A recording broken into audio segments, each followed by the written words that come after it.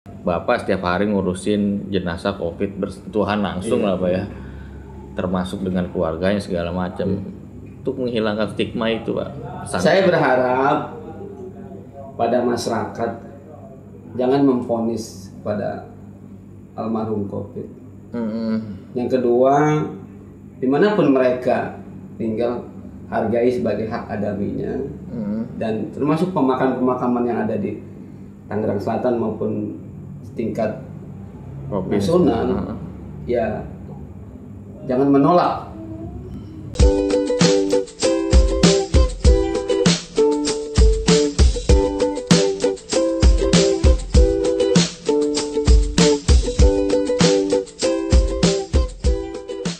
Halo guys, kembali lagi di Respublika Channel bersama gua Firdaus. Kali ini gua kedatangan tamu petugas pemulasaran TPU Jombang, Pak Haji Hasan Arnovi Asyari.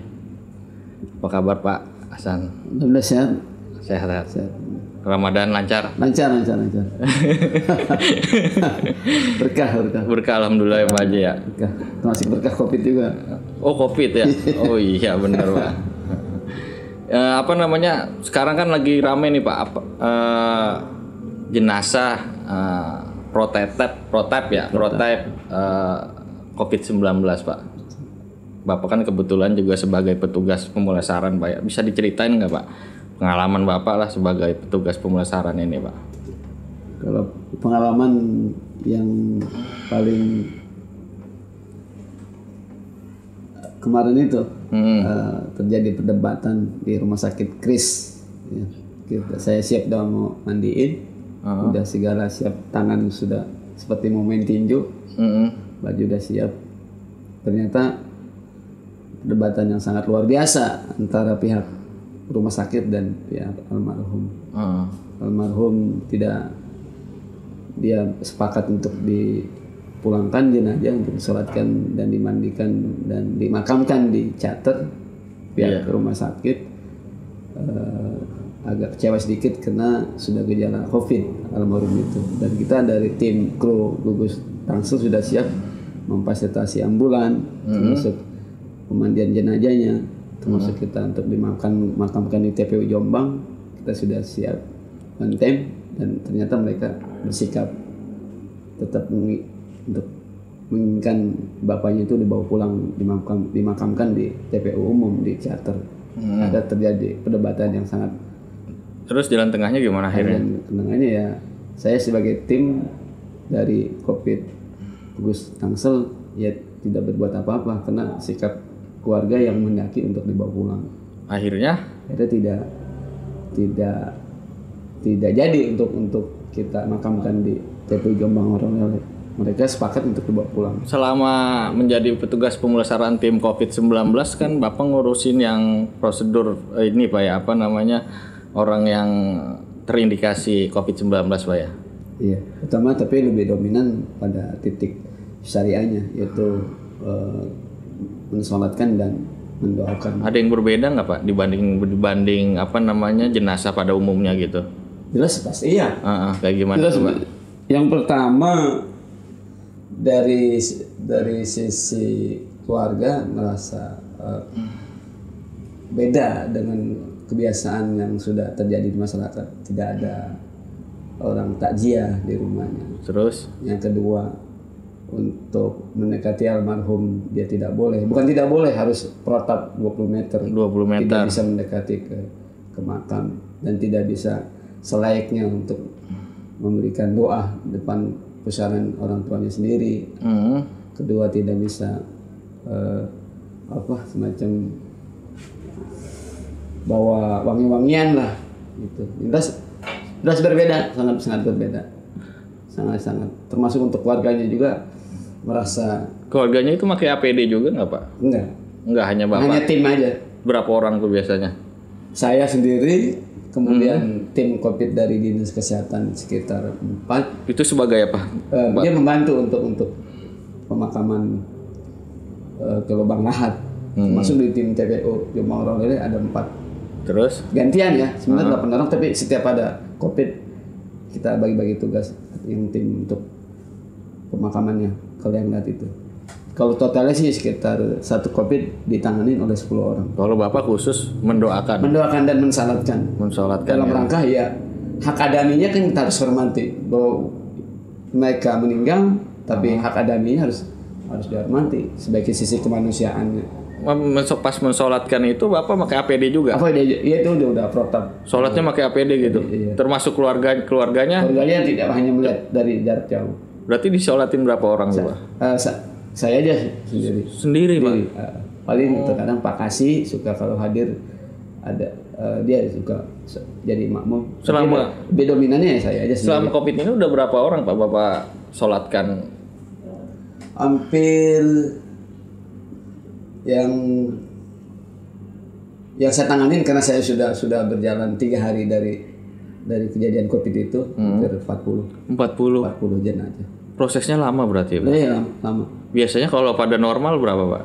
Paling cepetan ini sebenarnya Mas. Oh malah lebih cepat gitu? Iya cepetan ini. Karena kita kan jangan terlalu lama di situ. Paling sekitar 10 sampai 20 menit. 10 sampai 20 menit.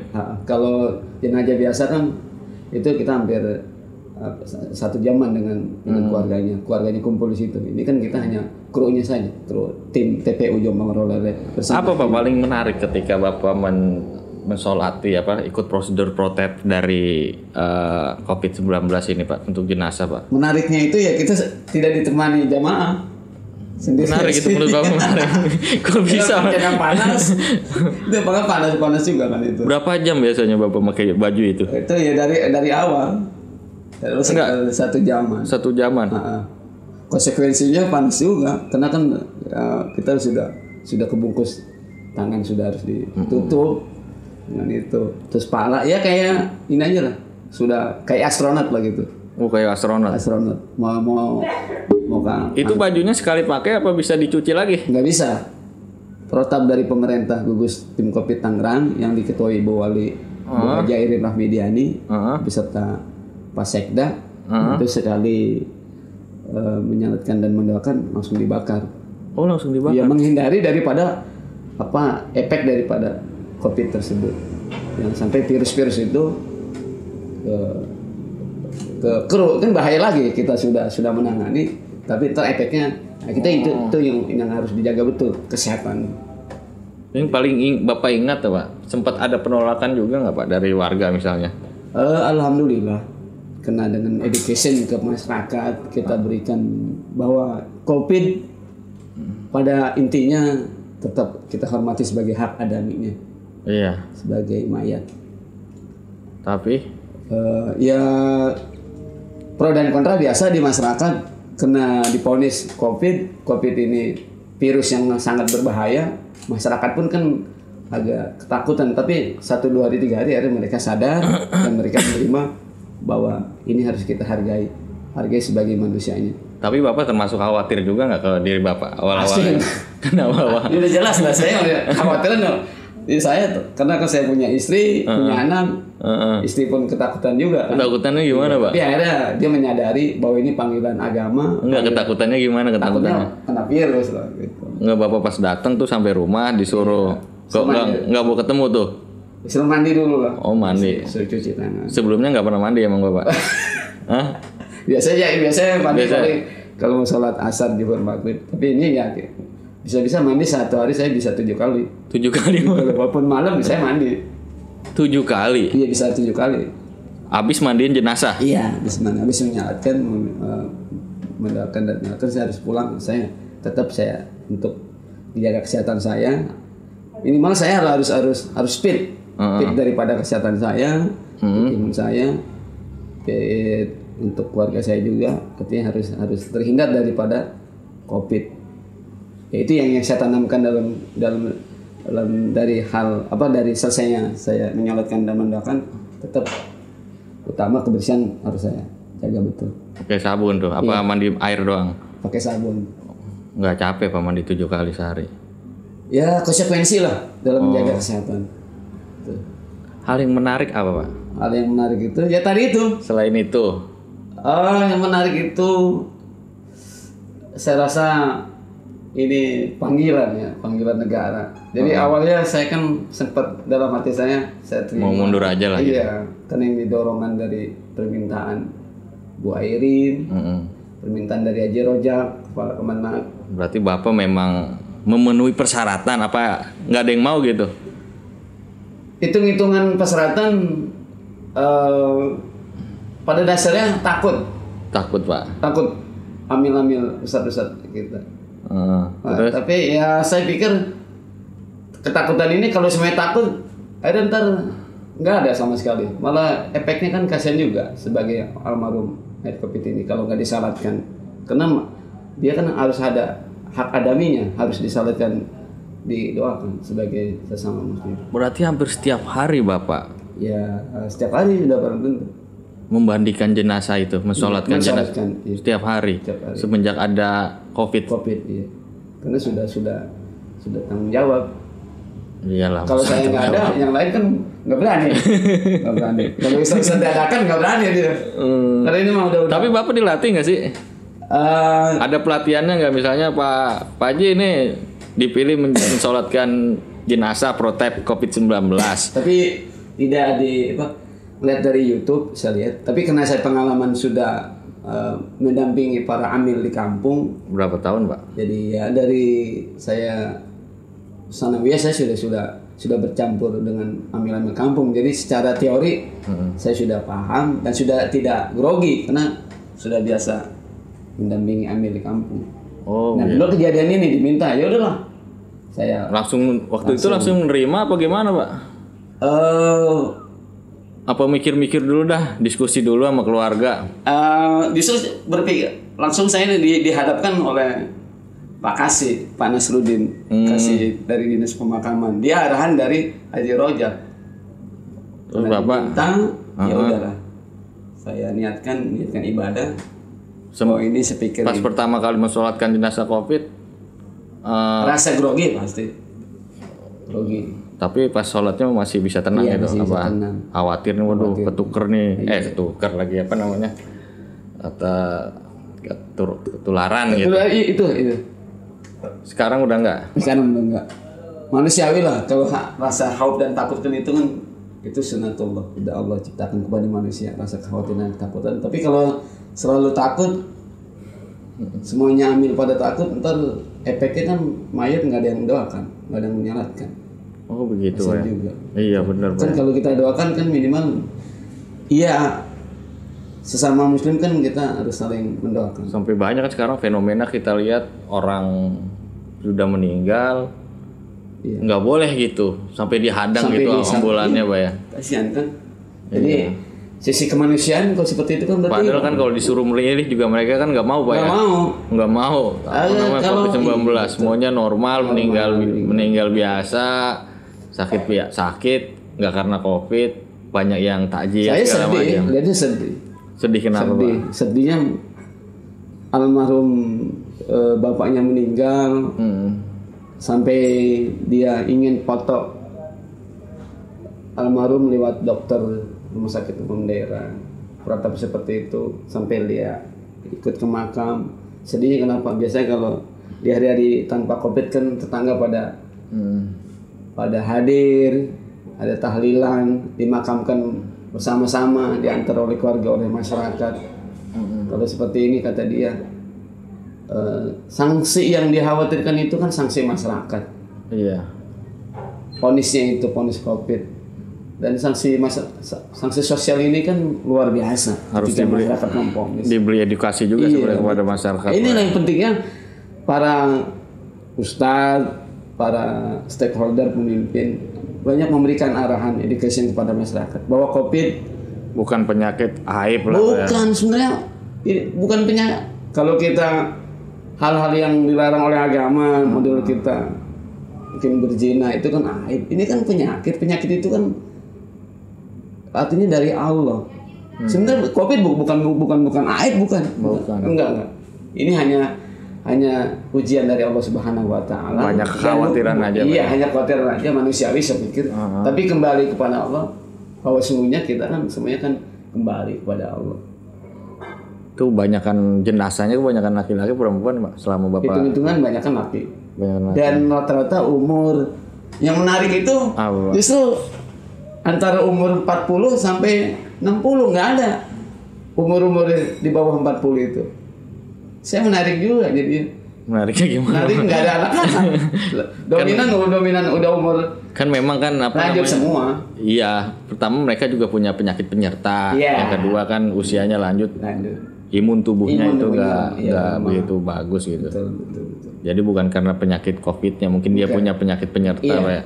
Mungkin ada penyakit sedikit TBC atau batuk atau ada kena zamannya seperti sekarang COVID, dia ada dia kondisinya COVID gitu. Tapi apa namanya prosedur prototipe yang sudah Bapak jalankan segala macam biasanya berubah-ubah nggak Pak? Kebijakan pemerintah misalnya? Tidak. Prototipenya seperti itu tadi itu. 20 meter bagi keluarga, 10 meter bagi untuk saya. Tetap nggak berubah. Biasanya tapi bagi yang pertama itu yang menguburkan, ya dia langsung bersentuhan dengan peti jenazah, tapi bukan dengan pakai peti Pak? Iya rapi. Enggak, maksudnya ketika dikuburkan itu pakai peti. Pakai peti. Enggak kafan. Enggak kafan. Kafan kan sudah. Kan biasanya kan kalau enggak COVID iya. Enggak pakai peti itu Pak. Iya, ini peti. Oh, pakai peti langsung dikubur gitu. Oh. Sepertinya layaknya seperti inilah. Kita lihat angkatan-angkatan seperti polisi, seperti TNI, mereka gugur biasanya langsung dipetikan seperti itu. Nah, makamnya pun luar biasa bagus. Apa petinya itu dan kayunya bukan kayu main-main. Kayu jati lah, kayu mahal. Oh begitu Pak ya. Jadi memang cukup ini. Jadi penanganannya memang nggak perlu khawatir lah ketika orang wafat meninggal itu. Dan saya lihat kalau yang sudah meninggal kan nggak ada gejala apa-apa bagi yang hidup, kecuali yang hidup. Kalau yang meninggal kan sudah nggak gerak. Jadi kan iyalah, terlepas sudah lepas dari COVID kalau yang sudah meninggal. Cuma kan persepsi masyarakat kadang-kadang nggak hilang seperti itu, bahwa yang meninggal itu katanya masih menularkan COVID ya, padahal mah enggak. Selain keluarga juga kan kekhawatiran tetangga Pak. Sudah. Tapi tahu Pak tetangga Pak? Sudah. Tahu Bapak menjadi petugas pemulasaran tahu? Saya itu pada bercandain, teman ada yang menghindari saya. Saya pikir penyakit itu kan dari Allah yang punya penyakit. Menghindarinya gimana Pak? Allah tuh Pak Ustadz tuh menanganin COVID-19.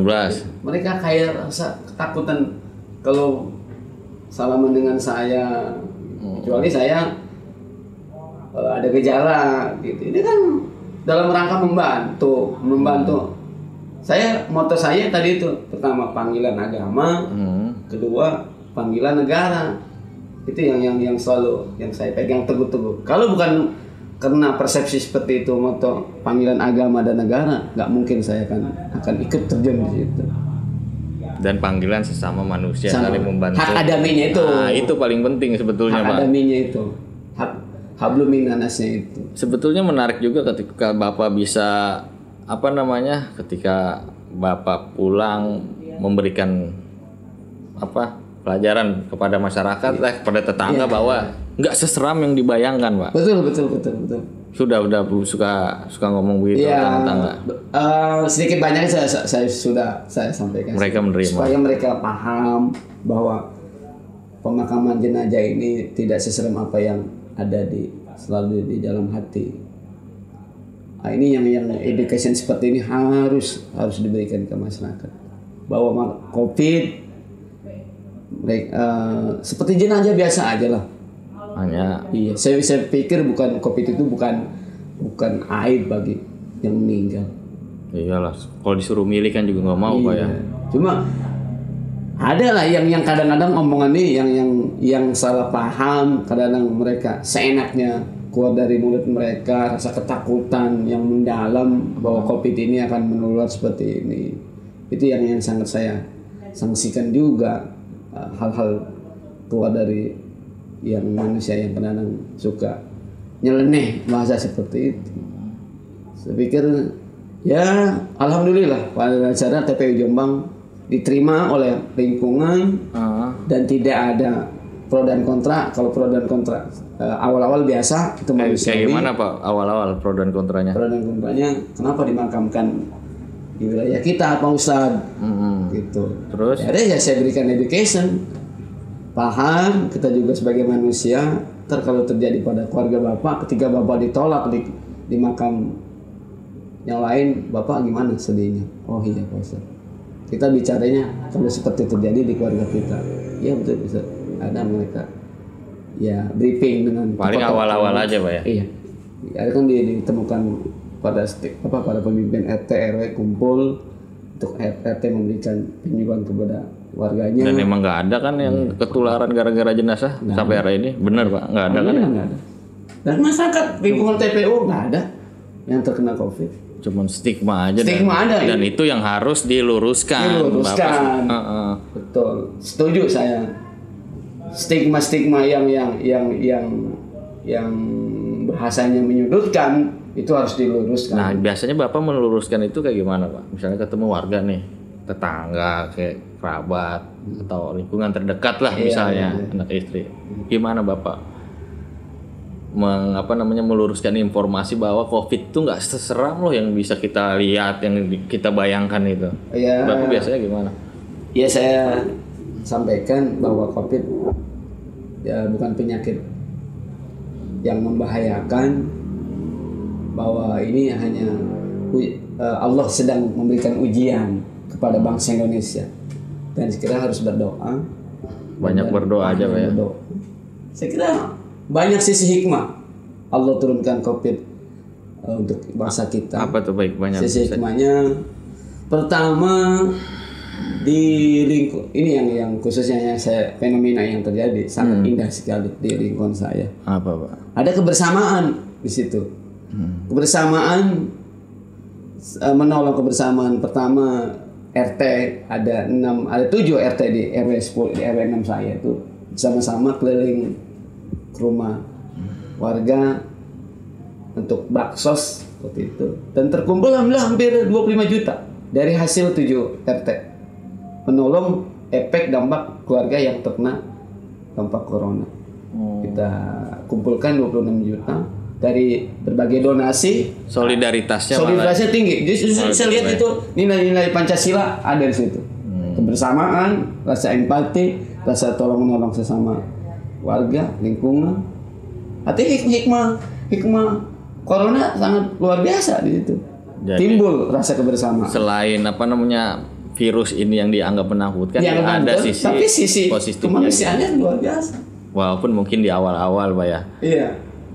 Di awal-awal banyak penolakan lah, banyak itu. Betul. Cuman fenomena itu saya nggak nyangka terkumpul 26 juta. Cuman fenomena itu sudah hilang apa sekarang? Hilang masih ada apa enggak sih Pak? Orang kekhawatiran jenazah itu COVID itu. Kalau hal itu manusiawi masih ada sekarang. Iya, masih manusiawi. Cuma kan sedikit banyaknya karena sudah hampir 1 bulan lebih, mereka sudah sadar lah.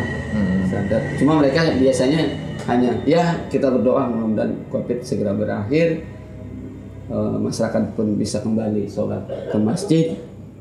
Mereka berharapnya sebelum Idul Fitri ini sudah COVID sudah berlalu, selesai.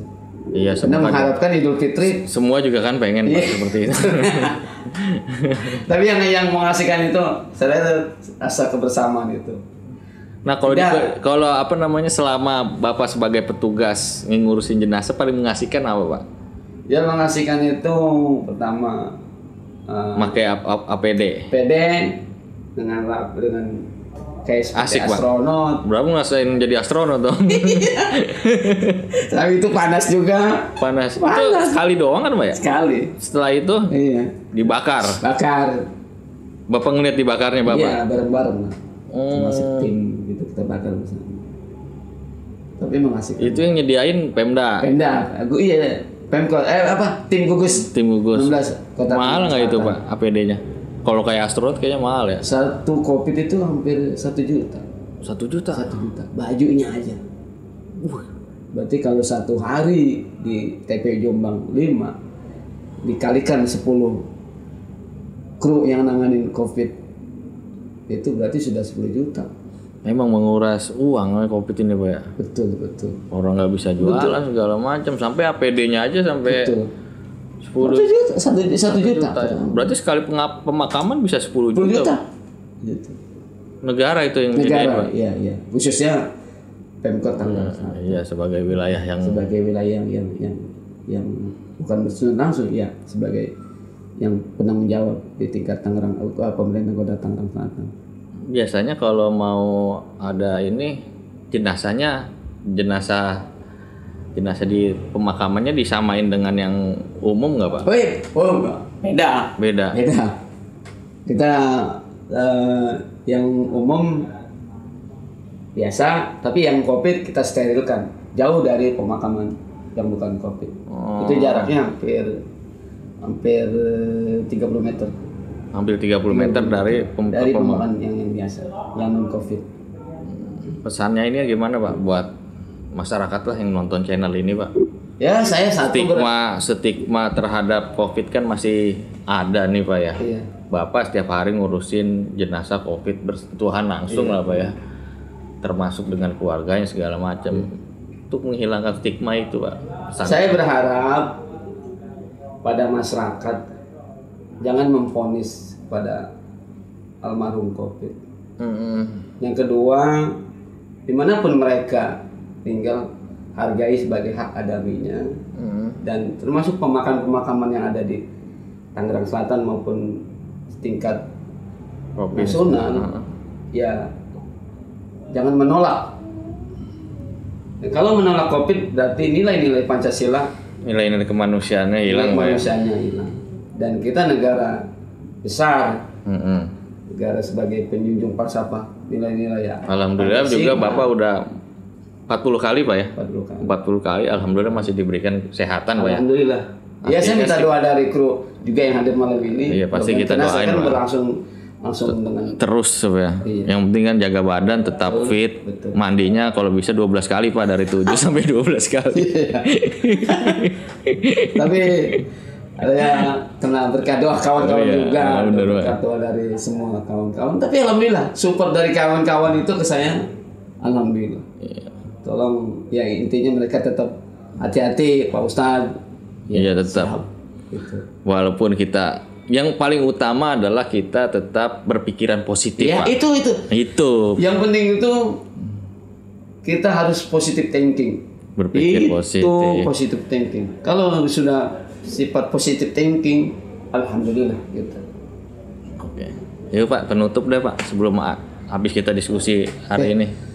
Baik, alhamdulillah sekali lagi atas nama pribadi, atas nama Ketua Majelis Wakil Cabang Nahdlatul Ulama Kecamatan Ciputat, saya berharap bangsa Indonesia cepat berlalu COVID dan mudah-mudahan ini ujian luar biasa kepada Pak Insinyur Jokowi sebagai presiden kita, sebagai ulil amri, dan mudah-mudahan sekali lagi masyarakat Indonesia, masyarakat yang cerdas, masyarakat yang selalu berpikir positive thinking.